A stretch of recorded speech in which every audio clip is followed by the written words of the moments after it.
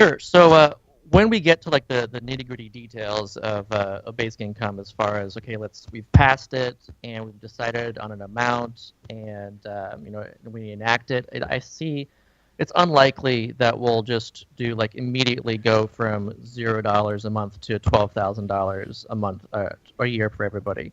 I think that most likely this would be phased in, just as if you look at like even Obamacare, that was phased in over a handful of years.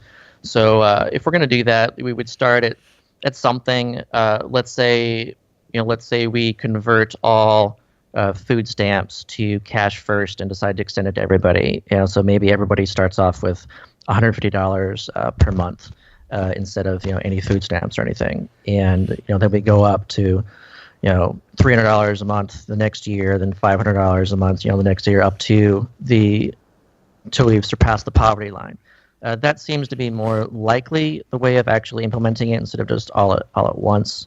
But there's some other transitionary tools too, like, for example, at any point, if you've heard the discussions about helicopter money, this is this idea that central banks would just actually print money and send it to each citizen as a way of stimulating the economy, because it's like quantitative easing for the people. It's a tool to actually kind of fight this technological deflation that we're seeing, because that's really a problem that governments are already seeing right now. Is it's not an inflationary problem, it's deflationary.